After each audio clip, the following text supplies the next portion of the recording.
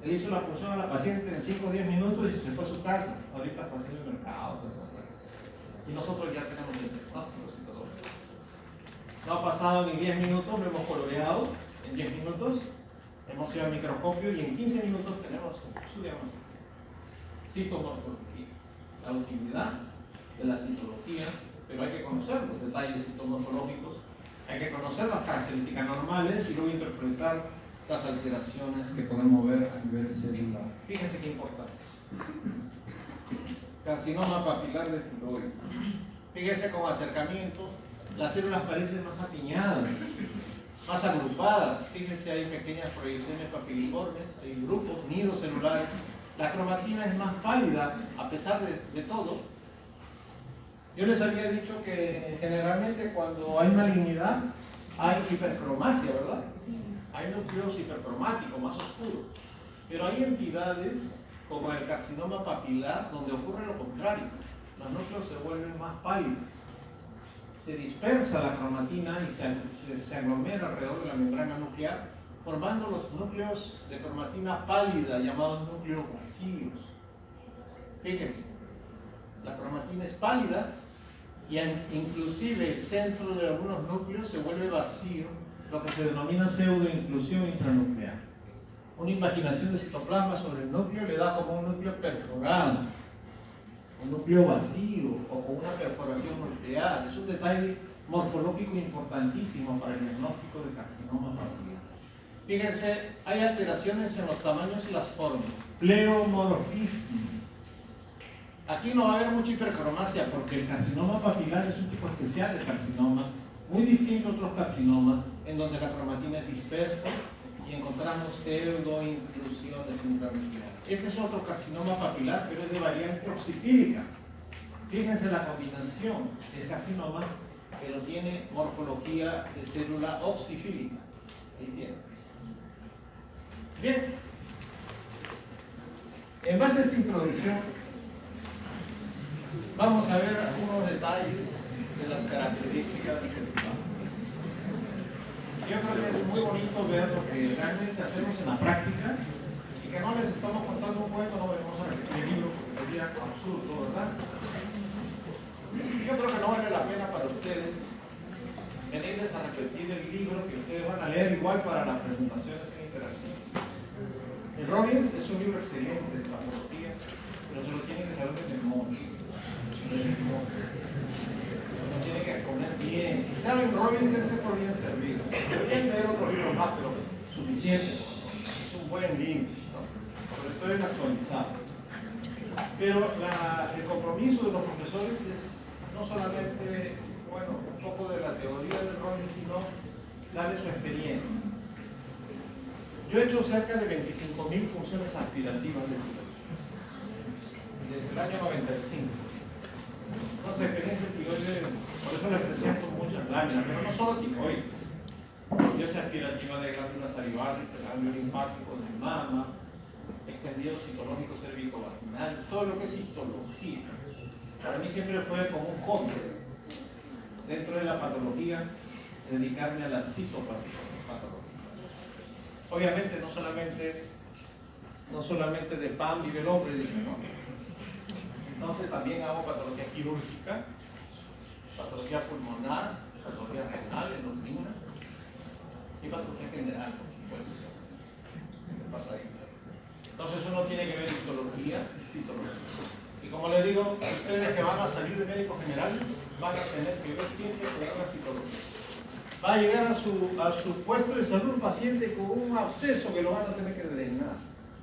Y van a tener que ver si eso es purulento, es bacteriano, es por hongos, es neoplásico, es una mama obsedada, será un tumor maligno, será una tuberculosis mamaria. ¿Qué van a hacer? No, lo derivo el himno. No, agarren su aguja, metan la aguja, aspiren, hagan un extendido, hagan una coloración. Usen el microscopio viejito que les han dejado ahí en la posta, porque muchos tienen microscopio. O hacen Papa Nicolau, ¿verdad? Ahí tienen su técnico que colorea Papa Nicolau y ustedes no hacen la función de la mama que se está obsedando. Y vean el microscopio. Citomorfología, es un cáncer de mama. Es una tuberculosis. Ya ustedes pueden avanzar con el diagnóstico. diagnóstico, el manejo y el tratamiento del paciente. Bien, las características celulares las podemos dividir en características nucleares. Bien, el núcleo va a reflejar la actividad celular. Ya hemos visto los patrones de cromatina, ¿verdad? Reflejan la actividad celular. Entonces vamos a tener diferentes características nucleares. El núcleo normal, el núcleo reactivo, acá denominamos núcleo reactivo, es el núcleo que sufre algunos cambios dependiendo del medio. Cambios en respuesta, por ejemplo, a un medio inflamatorio. El núcleo, de alguna forma, no va a mantenerse igual como en un medio normal. El núcleo sufre transformaciones, se entera de cómo está el medio y reacciona, pero no tiene todavía una alteración llamada displasia, solamente es reactivo a ese medio ambiente inhóspito que se le genera. Eso se llama el núcleo reactivo. El núcleo displásico ya es otra cosa. El núcleo displásico es reversible, ¿sí? El núcleo displásico es un núcleo que tiene una alteración en la proporción núcleo-citoplasma. A eso le denominamos clásicamente displasia. Normalmente proporción del 3:1, ¿verdad? Citoplasma más grande, 3:1 con el núcleo. Pero esa alteración se pierde porque el núcleo crece generalmente en la displasia, el núcleo crece. Y la displasia puede ser de tres tipos: displasia leve, displasia moderada y displasia severa. La displasia severa va colindando ya con la neoplasia. Bien, entonces recordar que los núcleos pueden ser normales, reactivos, plásicos o neoplásicos. Ya la parte neoplásica ya es irreversible. Acá los cambios son irreversibles, son verdaderos tumores malignos que tienen alteraciones ya cromosomales y que tienen características nucleares muy ya típicas de un núcleo que es irreversiblemente afectado. Este es un extendido citológico por Papanicolau. Deben haber visto ustedes en su práctica. Muchas de estas son células superficiales. Fíjense, las células superficiales, que son de tipo escamoso, epitelio escamoso estratificado, plano no queratinizado de bíceps, ¿verdad? Tienen células de citoplasma amplio poliédrico. Algunas son rojizas, pero la tinción de Papanicolau tiene la ventaja de que también es funcional, porque nos permite ver con las diferentes tonalidades del orange que se utiliza para la colonización Papanicolau, que el color rojizo nos expresa la actividad estrogénica.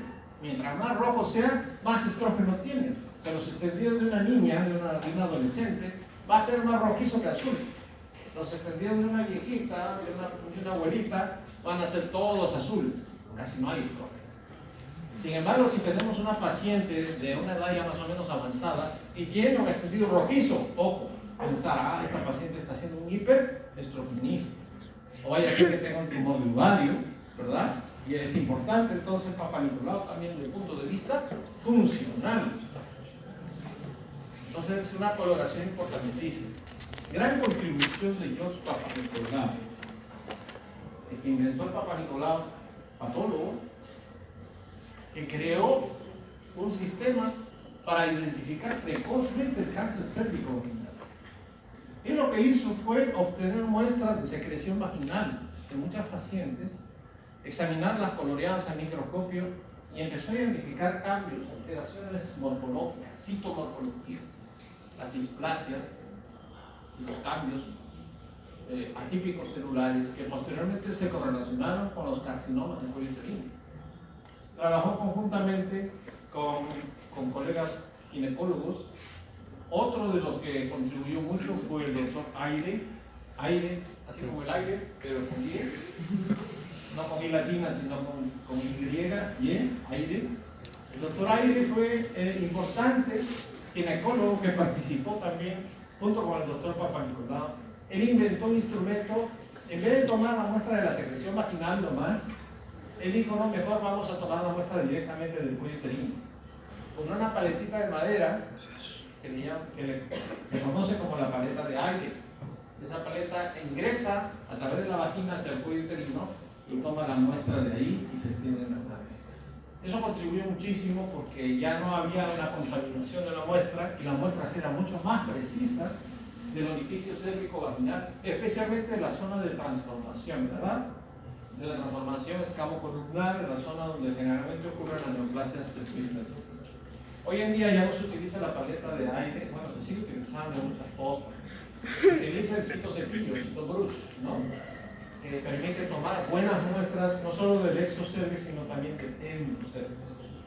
Bien, entonces, fíjense la citomorfología.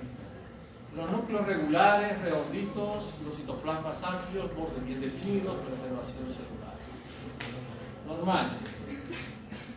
Pero también hay que identificar el citoplasma. En el citoplasma vamos a identificar algunas características morfológicas. El citoplasma nos va a reflejar la diferenciación funcional de nuestras células. Podemos ver células escamosas, como acabamos de ver en el exocervix, ¿verdad? Por su morfología. Citoplasma amplio, poliédrico. Células glandulares, porque en ocasiones contienen secreción mucosa. Pueden haber vacuolas de contenido mucoide. Entonces son células glandulares. Podemos ver otro tipo de células secretoras de proteínas, por ejemplo, como la mama, células fagocíticas como los macrófagos que vimos hace un momento, con pigmento de hemosiderina, y células de tipo neural. Entonces, diferentes tipos de células que nos van a reflejar la diferenciación funcional, dependiendo de las características citoplasmáticas. Y acá tenemos, por ejemplo, células en el cuello uterino. Estas células que tienen los bordes angulosos son endocervicales que han sufrido una transformación. Se han convertido en escamosas, no exactamente como las superficiales, pero se han vuelto escamosas. Estas deberían tener vacuolas y deberían tener un citoplasma translúcido, ser cilíndricas como la del endocervix, pero no. Tienen ahora un citoplasma, digamos, más oscuro, los bordes son más angulosos. Eso se denomina metaplasia escamosa del endocervix. ¿Y qué es la metaplasia? Por enésima vez, transformación fenotípica de un epitelio maduro adulto, que sería el cilíndrico simple del endocervix, o luego maduro adulto de otro lugar, en este caso un escamoso, metaplasia escamosa. ¿Y por qué? Porque es más resistente al fenómeno inflamatorio que está ocurriendo en el cervix. Ahora, este fenómeno de metaplasia es reversible. Puede regresar una vez que pasa el fenómeno que condicionó la metaplasia, puede regresar. Bien, la célula normal. La célula normal, desde el punto de vista citomorfológico, son uniformes. Fíjense, los núcleos tienen un contorno redondeado, generalmente liso. Son predecibles desde el punto de vista morfológico. Fíjense qué células están ordenadas, predecibles, sin mayor alteración. Pero la célula transformada puede tener alteraciones morfológicas. Fíjense la diferencia, ¿verdad? La célula puede ser displásica o neoplásica, ya vimos las diferencias. Lo que ocurre es que adquiere rasgos atípicos. Aquí llamamos atipia. La atipia es lo que no es típico, lo que no es usual, ¿verdad? Digamos, lo típico sería que ustedes estén acá en clase. La atipia sería que solamente hubiera un alumno hoy día, ¿no? Es atipia. Pero atipia no quiere decir neoplasia, ojo. Hay gente que lee un informe y dice atipia, es cáncer. No. Atipia que no es típico. La atipia sí puede ser un hallazgo que puede hacer pensar, o puede hacer sospechar, o puede ir en camino de.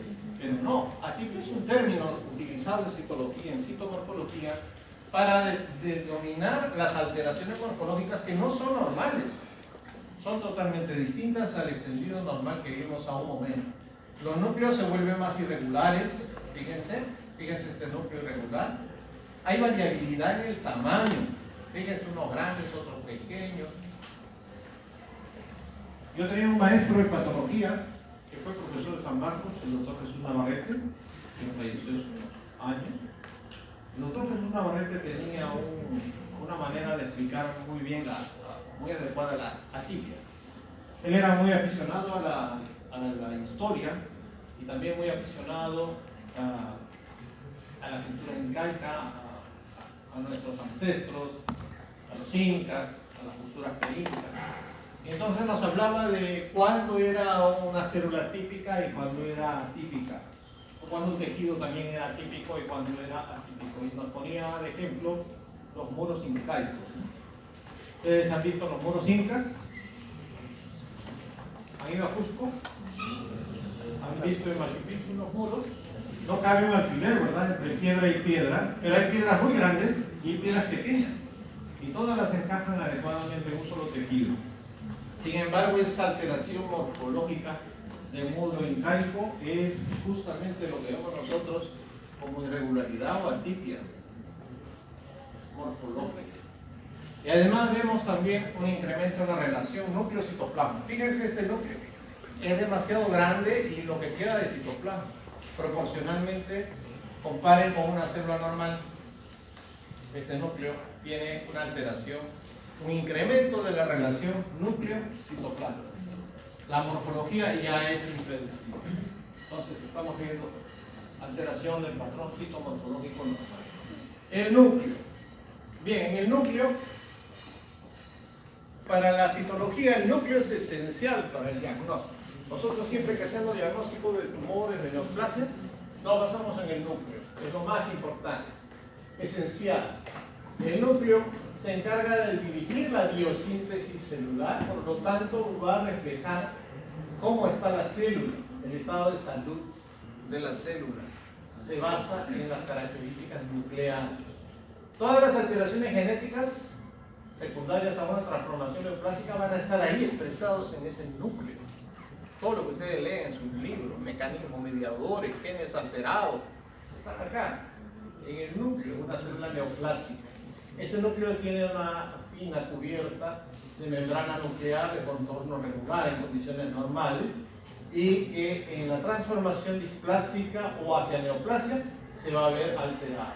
Fíjense acá, un contorno nuclear muy definido y una proporción núcleo-citoplasma adecuada. Es importante entonces valorar el núcleo en un examen citológico, citomorfológico, porque podemos encontrar irregularidades a nivel de la membrana nuclear.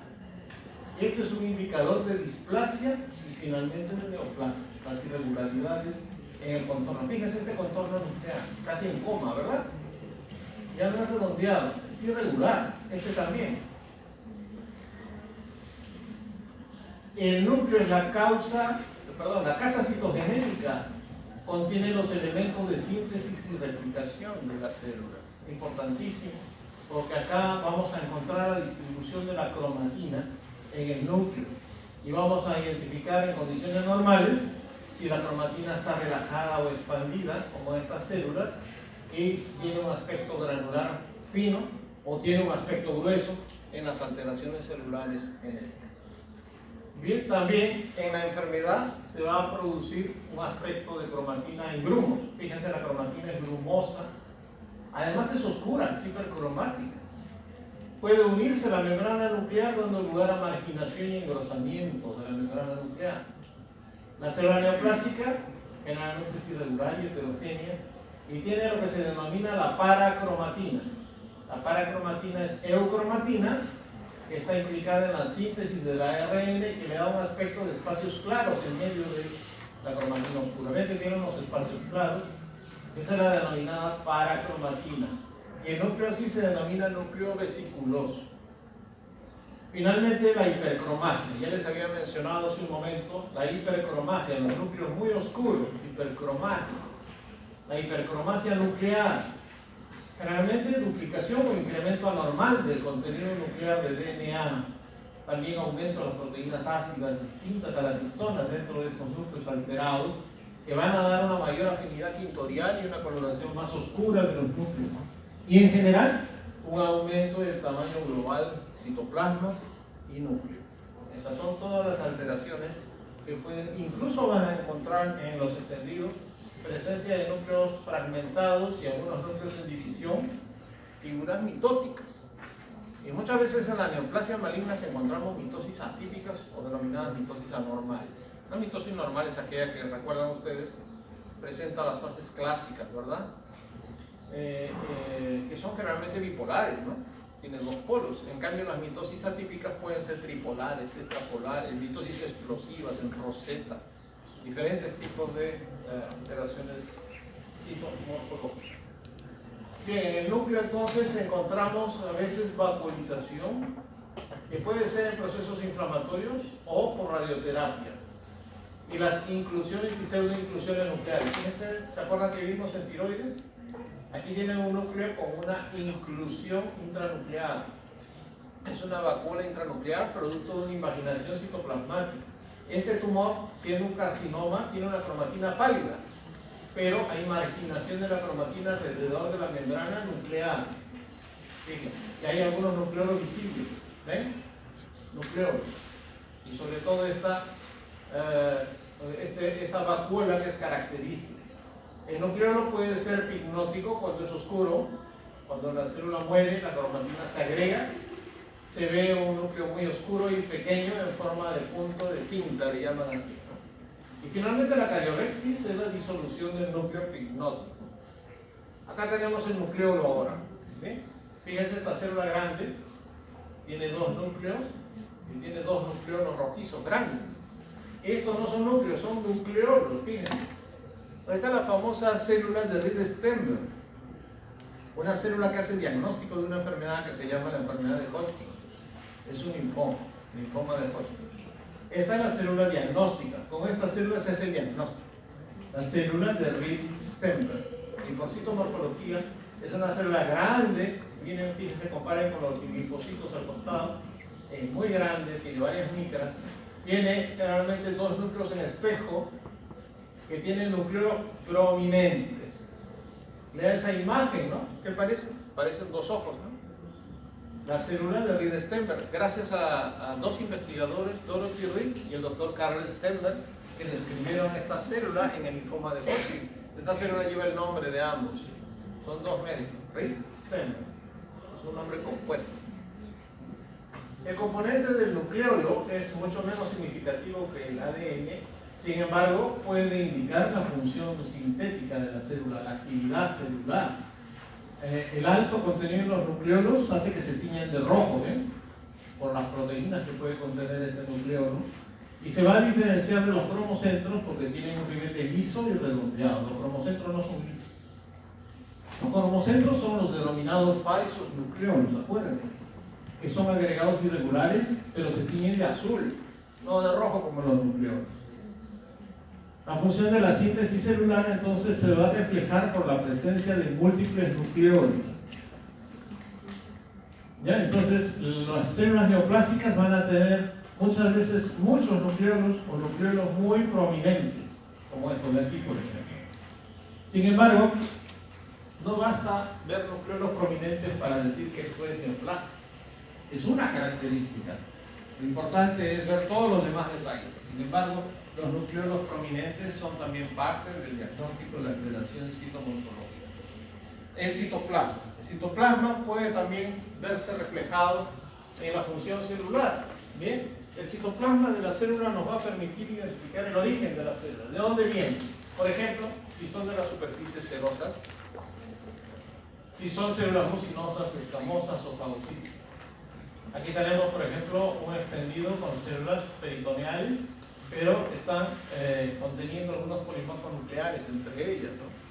O ha habido un líquido acítico inflamatorio. Acuérdense que la metaplasia es una respuesta adaptativa que va a sustituir un tipo de célula madura por otro. Importante, los rasgos citoplasmáticos que nos van a permitir diferenciar las células. Y los rasgos citológicos citoplasmáticos también nos permiten distinguir los procesos benignos de los malignos. La célula adecuada para valoración citomorfológica debe conservar adecuadamente su citoplasma. Si no hemos fijado bien nuestro material, el citoplasma no va a ser visible cuando esté coloreado y no vamos a poder hacer una valoración adecuada del diagnóstico. Bien, por ejemplo, en el citoplasma. En los casos malignos, podemos tener malignidades que corresponden a células hematopoiéticas o a células de las superficies corporales, o sea, de los epitelios, los carcinomas. En ocasiones, cuando las células son pequeñas, pueden tener escasos citoplasmas. Pero hay otros casos en los cuales los citoplasmas son amplios. Hay que diferenciarlos de los cambios reactivos por la inflamación, que pueden dar cierto grado de vacuolización y un aspecto enapolillado. También la radioterapia puede dar unos cambios reactivos que no son neoplásicos. deben diferenciarse de las células verdaderamente neoplásicas. Por ejemplo, aquí tenemos unas células redondas grandes, el núcleo es hipercromático, es grande, pero está desplazado hacia un extremo porque hay una gran vacuola citoplasmática. ¿La ven? Esa es una célula en anillo de sello. Yo no creo que alguien use ahora anillo de sello, eran esos anillos grandes que tenían un gran sello, ¿verdad? El sello sería el núcleo que está desplazado, fíjense hacia arriba, ¿lo ven? Y el citoplasma contiene una gran vacuola. Acá está el esquema de las células en anillo. Son características de un carcinoma pobremente diferenciado gástrico, el carcinoma de células en anillo de sello. Entonces podemos reconocer las diferentes vacuolas, incluso hacer coloración de paz para marcar o colorear el moco que producen estas células. El aumento en la proporción núcleo-citoplasma, ese cociente, nos permite encontrar entonces la displasia. Y algunas modificaciones citoplasmáticas también son importantes para diferenciar una célula benigna de una maligna. Por ejemplo, si encontramos cilios, o la barra terminal, o el cuerpo basal, o microvellosidades o desmosomas, son modificaciones celulares que generalmente se encuentran en células bien diferenciadas. Entonces no podemos pensar en una neoplasia cuando hay características de células bien diferenciadas. El encontrar cilios, encontrar chapa, encontrar cuerpo barra terminal, cuerpo basales, nos permite tener más seguridad de que esas células son benignas. Bien. Algo sobre la citología cérvico-vaginal. Les había comentado de George Papanicolaou. El doctor George Papanicolaou, 1928, estudiando muestras de secreción vaginal. Hacia 1941 hizo publicaciones sobre las evidencias citológicas sobre la enfermedad vaginal. Y en 1947 recién el doctor Ernest Ayre es el que inventa esta paleta para tomar la muestra del cervix, ¿verdad? Entonces es importante porque recién a partir de 1940 se empieza a trabajar de una manera sistemática. Se ve que las cifras, por ejemplo, de cáncer cervical en los Estados Unidos era el más frecuente después de cáncer de mama. En el 2001 solo 2% de casos nuevos de cáncer en mujeres de los Estados Unidos. Fíjense la diferencia, del 40 al 2001. En pocos años, llegó a ser solo un 2% de los casos nuevos de cáncer a nivel mundial. Hoy en día se sigue utilizando el Papanicolaou a nivel mundial. A esto se le ha agregado otras pruebas más de detección del genoma del virus, del denominado papilomavirus humano, que es la causa más importante del cáncer de cuello uterino. Existen más de 80 tipos de papilomavirus humano, de los cuales 25 a 30 afectan la zona anogenital, y es importante reconocer los serotipos de riesgo, 16, el 18, el 31 y el 45. Luego se inventó el sistema de reporte de Bethesda para los extendidos citológicos, que son los que se utilizan hasta el día de hoy.